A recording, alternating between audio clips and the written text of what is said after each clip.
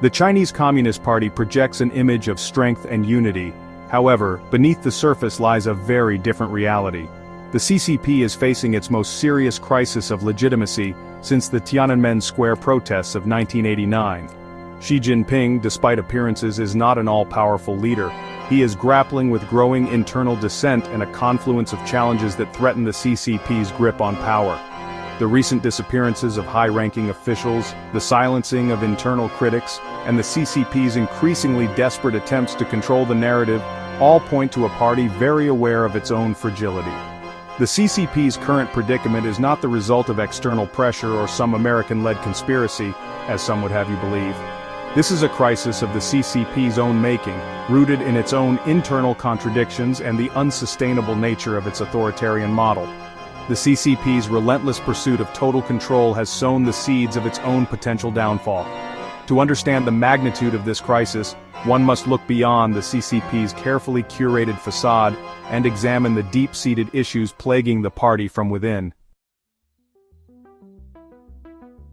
The CCP has always been a notoriously opaque organization, yet even by its own standards, recent events have been shrouded in secrecy and fueled by rumor. The sudden disappearance of Foreign Minister Qin Gang, once a rising star in the CCP, sent shockwaves through the political elite. This, coupled with the unexplained deaths and disappearances of other high-ranking officials, has created an atmosphere of fear and paranoia within the party. These are not isolated incidents but rather indicative of a broader pattern of purges and crackdowns. Xi Jinping, in a move reminiscent of Mao Zedong's era, has used anti-corruption campaigns to eliminate rivals and consolidate his authority. However, this has come at a cost. The CCP is now riddled with fear and mistrust, as officials are increasingly wary of appearing too independent or ambitious. This stifling of dissent has serious implications for the party's ability to govern effectively. When fear becomes the primary motivator, it inevitably leads to stagnation and an unwillingness to confront difficult realities. The CCP's response to these internal challenges has been entirely predictable: more repression. Censorship has reached unprecedented levels, with the party tightening its grip on all forms of media and information. This is not a sign of strength, but rather a desperate attempt to maintain control in the face of growing internal dissent. The CCP's efforts to silence its critics will only serve to further alienate the population and exacerbate the very problems it seeks to address. Xi Jinping presents himself as the most powerful leader China has seen in decades, having abolished term limits and amassed unprecedented control over the party apparatus. This concentration of power, however, has created its own set of problems. The lack of a clear successor and the absence of any meaningful mechanisms for leadership transition pose significant risks to the CCP's long-term stability. History is replete with examples of seemingly invincible regimes that crumbled under the weight of their own contradictions. The Soviet Union, for instance, appeared remarkably stable until it was abruptly dissolved, largely due to internal pressures and a failure to adapt to changing circumstances.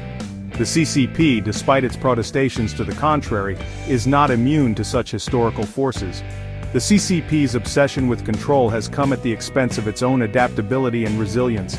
The very system that has allowed Xi Jinping to consolidate power has also made the CCP more brittle and less able to cope with complex challenges.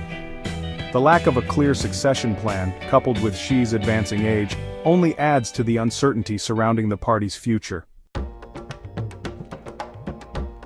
It has become fashionable in some circles to blame the United States for the CCP's woes. It is far easier to scapegoat an external enemy than to confront uncomfortable truths about one's own shortcomings. The reality, however, is that the United States is not responsible for the CCP's internal problems. While the US-China relationship is undoubtedly complex and fraught with challenges, it is also characterized by deep economic interdependence and a shared interest in global stability. The United States has no desire to see China collapse, as this would have catastrophic consequences for both countries and the wider world.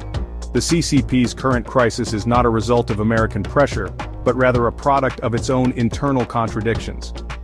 Blaming the United States is not only inaccurate but also counterproductive. It allows the CCP to deflect responsibility for its own failings and avoid making the difficult but necessary reforms that could help to ensure its long-term survival.